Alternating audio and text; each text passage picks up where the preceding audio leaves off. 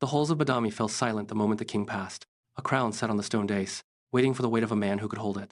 Pulakeshin II stepped forward, his eyes fixed on the empty throne. He did not hesitate. He gripped the cold metal and claimed the future of his people. That was only the beginning. Every morning, before the sun crested the horizon, he stood in the training yard. He struck the wooden practice post until the wood splintered and his palms split, blood staining the grain.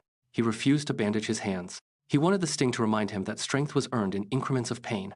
By noon, he moved from the yard to the war room. He spread maps across heavy tables, his fingers tracing the mountain passes and the dry riverbeds of his domain.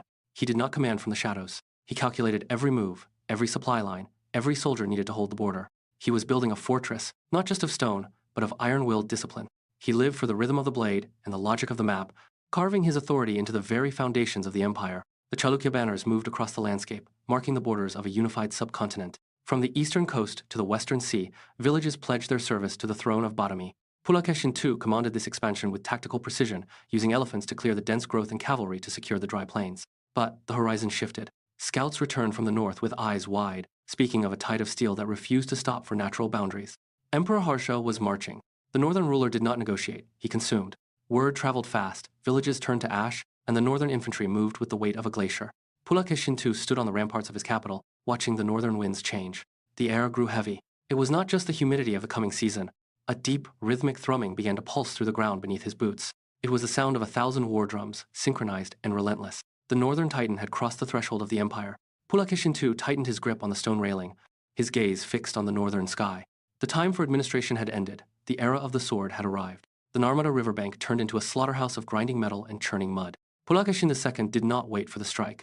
He spurred his horse forward, plunging into the thick of the northern infantry. His spear moved with the precision of a master, finding gaps in the enemy line before they could raise their shields. Beside him, the war elephants charged, their massive forms crushing the front rank of Harsha's soldiers. The earth shook with every step. For a moment, the northern tide held, their numbers forcing the Chalukya line to buckle. The king saw the waver. He drove his horse deeper, shouting commands that cut through the roar of the river. He struck, blocked, and struck again. A path opened in the chaos. He reached the heart of the northern advance and pushed. The line snapped. Panic rippled through the northern ranks like a spark through dry grass. Harsha's men turned, their formation dissolving into a desperate flight toward the water. Pulakeshin II reined in his mount, the river water swirling around his horse's legs, red with the cost of the day. The northern threat had hit the wall of the south and shattered. The bank fell silent, save for the heavy breathing of the victors. The blood washed away from the river, but the work of a lifetime remained. Pulakeshin II returned to the stone corridors of Badami, trading the weight of the spear for the precision of the chisel. In the quiet hours after the campaign, he stood before the jagged faces of the mountains. He directed his architects to cut deep into the living rock, carving halls that would outlast the memory of his battles.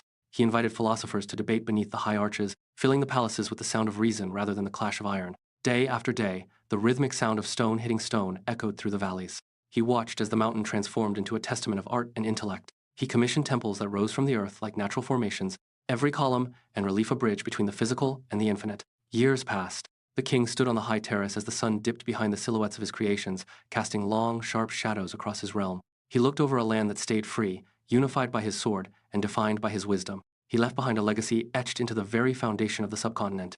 The iron he forged had faded into history, but the stone he shaped remained, standing silent and immovable against the passage of time.